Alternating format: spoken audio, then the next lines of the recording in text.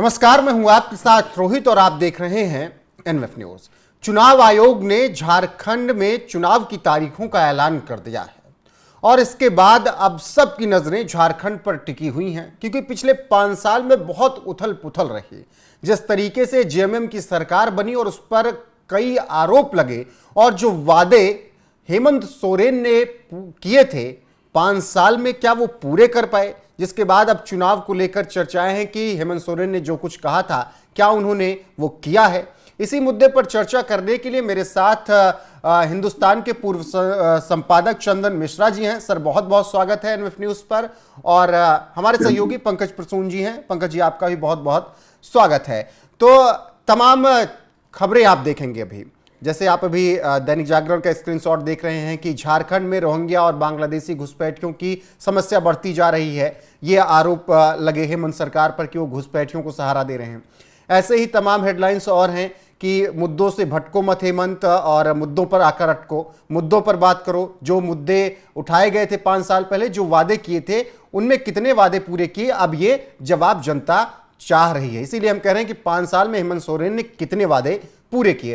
पंकज जी, आपसे सवाल है, उसके बाद फिर आप चंद्र जी से सवाल कर लीजिएगा इसी सवाल के साथ कि 5 साल का जो वादा था हेमंत सोरेन, क्या उसी वादे के साथ फिर जा रहे हैं या कुछ पूरे कर रहे हैं पिछले 5 साल में? नहीं, कुछ नहीं, वो वादे पूरे किया नहीं किए वो चंदन सर बताएंगे, लेकिन कुछ नए वादे के साथ जरूर जा रहे हैं। ये हमारे यहाँ ये कहा जा रहा है कि डाक लग रहा है बोली। पहले कहा 1000 देंगे, तो बीजेपी ने कहा 2100 देंगे। अब झारखंड मुक्ति मोर्चा करिए 2500 देंगे। और देखिए, हो सकता है घोषणा पत्र में कुछ और न बढ़ के आ जाए। मतलब एक तरह से बोली लगाई जा रही है। लग तो वैसे ही रहा है, अगर मैं गलत नहीं कर रहा हूं सर। उसके बाद भी बहुत सारे नए नए वादे हैं, लेकिन जब नए वादे कर रहे हैं तो उस दौरान हमें यह भी देखना होगा कि जो पुराने वादे किए थे, जैसे कि सरकार बनी तो हर साल 5 लाख नौकरी, 3 उप राजधानियां बनाएंगे, जिसमें पलामू प्रमंडल की भी बात की गई थी कि पलामू को क्या आदिवासियों को वन पट्टा दिया, क्या 75% जो सरकारी नौकरियां थी वो झारखंड वासियों को मिला कि नहीं। कांग्रेस ने कर्ज माफी का ऐलान किया था, राजद ने 50% महिलाओं को आरक्षण देने का वादा किया था, हर गरीब परिवार को 72,000 किया था। तो ये सब पूरा हुआ कि नहीं हुआ, हम सर से पूछ लेते हैं। चंदन सर, इनमें से कितने सारे वादे पूरे हुए और कितने अधूरे रह गए? पंकज जी, मुझे लगता है कि हेमंत जी और उनके जो सहयोगी पार्टियां थी, इन्होंने चुनाव के पहले संकल्प पत्र या कहें घोषणा पत्र जो जारी किया था, उनके वादे तो बिल्कुल ही आधे अधूरे रह गए, बल्कि कह सकते हैं कि 90% वादे कागज पर ही रखे रह गए। सच्चाई यही है कि इन लोगों ने 5 साल तक राज्य की जनता को बरगलाया है अलग अलग किस्म से। और जब ये कह रहे हैं ना कि 3 महीना पहले अभी एक नई योजना लेकर आए, मैया योजना है ना, मैया सम्मान योजना 1000 रुपये का, तो इन्होंने अपने घोषणा पत्र संकल्प पत्र में जारी किया था कि हम चूल्हा खर्च 2000 रुपया दिया करेंगे महिलाओं को। तो दिया नहीं इन्होंने 4 साल तक। 4 साल हो गए, 5 साल 3 महीना 4 महीना बचा हुआ था 5 साल में, तो अब तक उन्होंने घोषणा किया, अचानक 1000 रुपया लेकर चले आए। तो इससे मुझे लगता है कि जनता के साथ छलावा है। और खास करके जो आपने मुद्दा उठाया, जिसको आज विज्ञापन के तौर पे सभी अखबारों में देखने को मिल भी रहा है, कि 5 लाख इन्होंने घोषणा की थी कि हम रोजगार देंगे हर साल, और नहीं दे पाए तो जो पढ़े लिखे युवा हैं, पोस्ट ग्रेजुएट हैं, ग्रेजुएट हैं, उनको महंगाई बेरोजगारी भत्ता देंगे। 5 लाख ग्रेजुएट को 5,000 रुपया, सॉरी 5,000 रुपया ग्रेजुएट को, 7,000 रुपया जो पोस्ट ग्रेजुएट है उनको देंगे। कुछ नहीं दिया, कुछ नहीं किया। और ये सिर्फ लोगों को अपनी बातों से उलझा रखे। 2 साल 1.5 साल का इन्होंने ये बार बार इस बात का उल्लेख किया कि हम कोविड के कारण, कोरोना के कारण हम कुछ नहीं कर पाए, लेकिन कोरोना तो पूरे देश का असर था ना, पूरे देश में था, और उसके लिए केंद्र सरकार ने भी जितनी मदद करनी थी करी। लेकिन आपको जो करना था, आपने जो वायदे किए थे, 2 साल कोरोना का बीत चुका, कब का पार हो गया, अब इधर काम करने का वक्त था, लेकिन इन्होंने नहीं किया। कई तरह की जो घटनाएं हुई, जो इस तरह के कहते हैं ना कि इन पर आरोप लगे, ईडी की कार्रवाई हुई, जितनी एजेंसियां सक्रिय हुई, तो आज कई चीजें निकल कर अलग अलग ढंग से सामने आई हैं।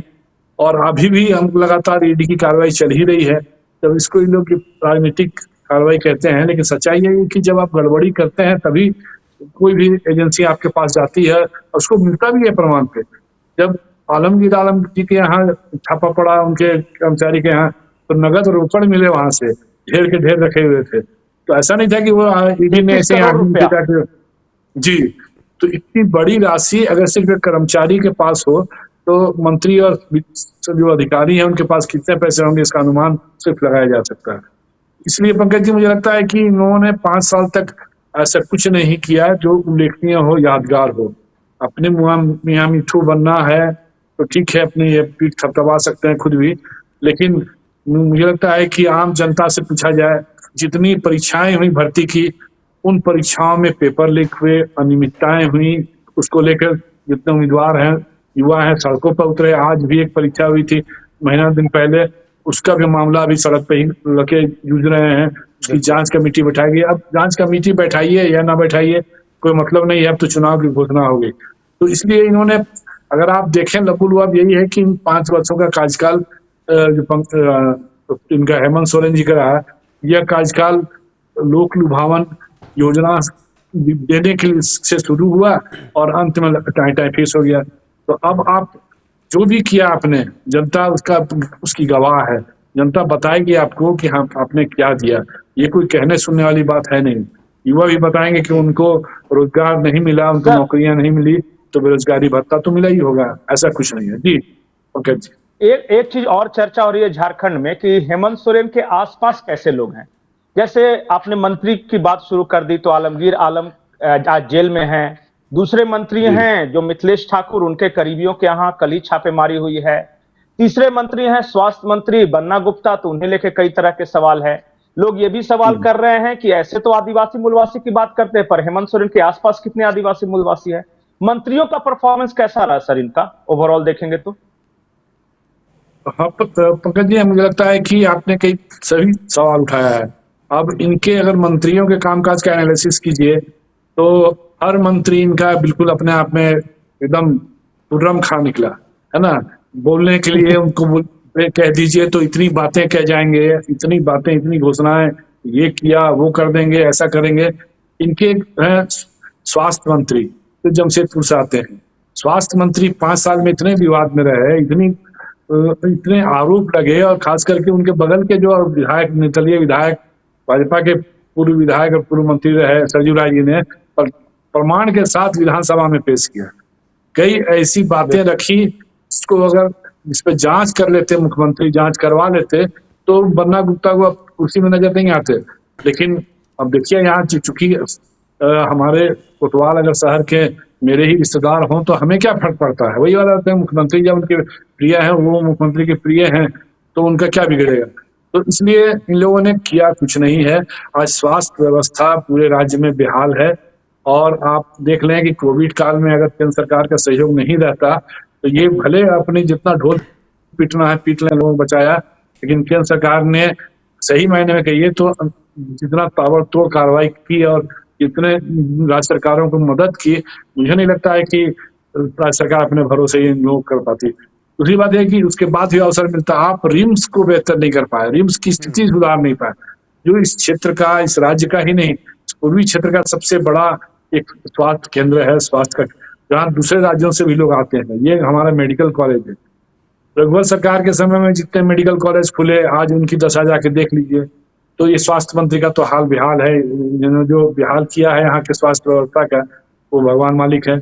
अब आइए, जो इनके मंत्री हैं, एक बड़बोले मंत्री जिनका जो आते हैं पलामू क्षेत्र से, गढ़वा क्षेत्र से, वो जो है मिथिलेश ठाकुर, हाँ, इनको पानी पिलाने की जिम्मेदारी दी थी हेमंत सोरेन जी ने कि आप राज्य की जनता को बढ़िया से पानी पिलवाइएगा। लेकिन इन्होंने ऐसा पानी पिलाया कि आज जो केंद्र सरकार की योजना है, इसको ये लोग 40-45% से आगे नहीं पहुंचा पाए।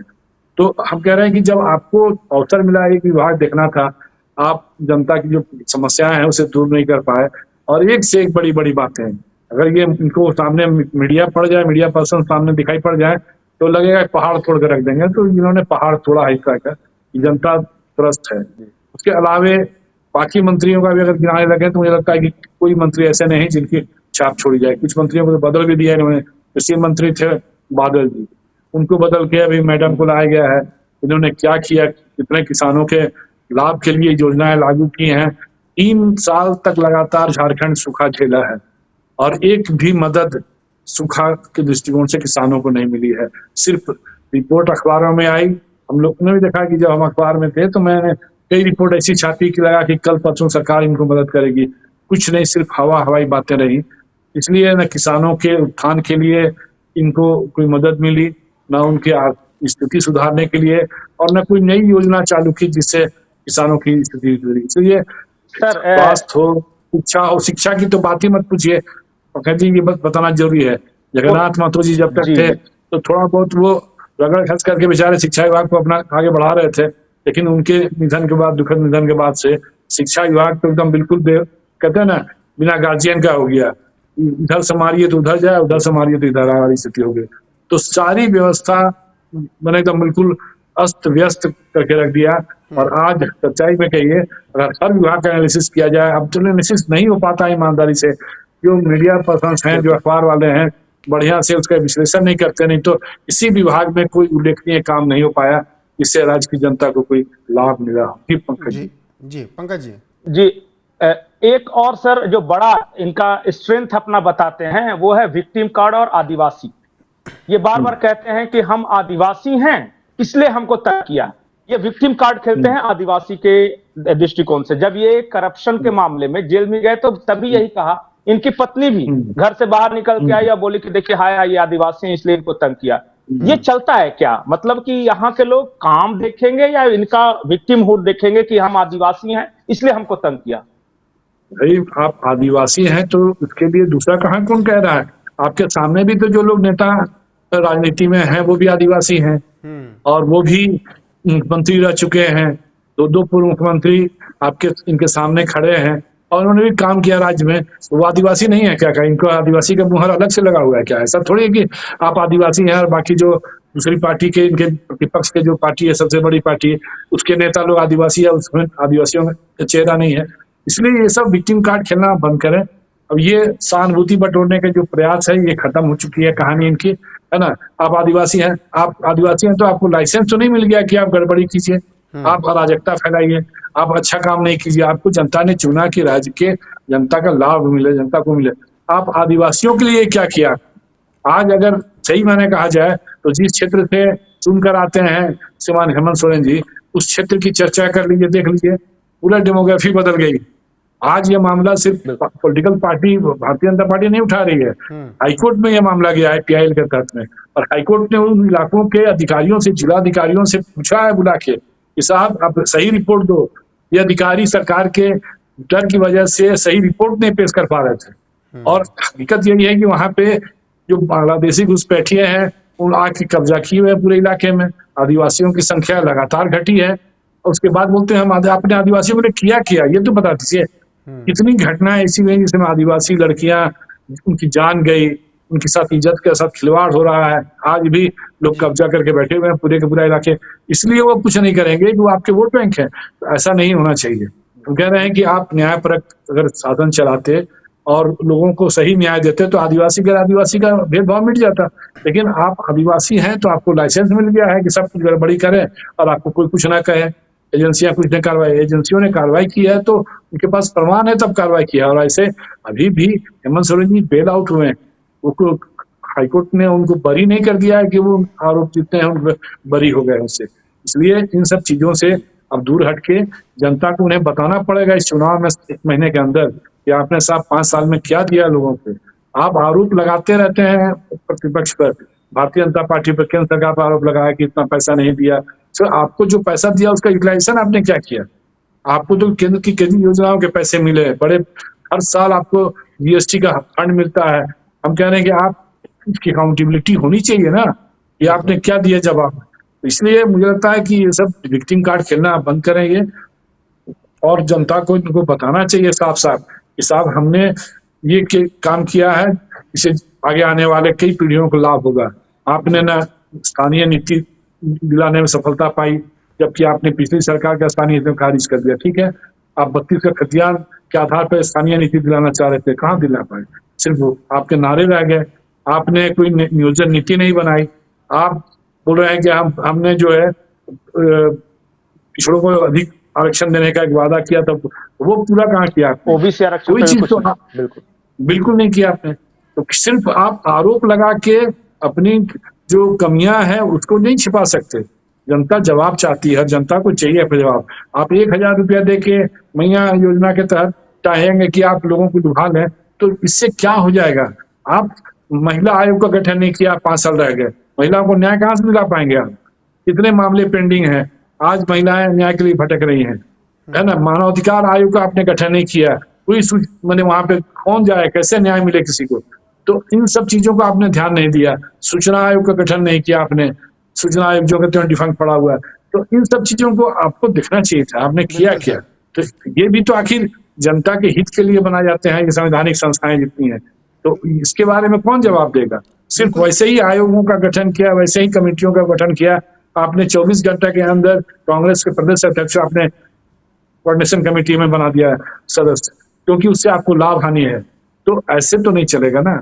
एक बिल्कुल मैंने सर, एक आंख में जनता जवाब मांग रही है और जवाब देना पड़ेगा। लेकिन मेरा यहाँ पर एक सवाल ये भी है कि क्या हेमंत सोरेन ये भी विक्टिम कार्ड खेल सकते हैं कि देखो मेरी पार्टी तोड़ दी गई, देखो चंपई सोरेन ने हमारे साथ क्या किया? इसका फायदा मिल सकता है इस चुनाव में अगर विक्टिम कार्ड खेलेंगे तो? कोई मतलब नहीं है। चंपई सोरेन खुद सब जगह बताए चल रहे हैं। चंपई सोरेन ने जिस दिन वो पार्टी से हटने की बात थी, उन्होंने स्पष्ट कहा कि क्या स्थिति उनकी थी। एक मुख्यमंत्री को जिस कदर दरबदर किया गया है, जिस तरह से उनको उनके शब्दों में अगर कहें तो उनको बेइज्जत करके निकाला गया है, उसके बाद कुछ बचता है क्या कहने को? तब उन्होंने कहा कि भाई 2 दिन तक उन्हें कोई काम करने नहीं दिया गया, 2 दिन तक उनको हिलने नहीं दिया गया, अपने घर से निकलने के मुख्यमंत्री थे। कार्यक्रम में उनको नियुक्ति पत्र बांटना था पीजी टीचरों को, कहाँ बांटने दिया गया? कम से कम उतना तो करने देते। तो आपने तो उनको उस लायक भी नहीं समझा और आप ये कहते चलेंगे। और चंपई सोरेन कोई बच्चे नहीं है, कोई पहली बार के विधायक नहीं है, कोई पहली बार के मंत्री नहीं है।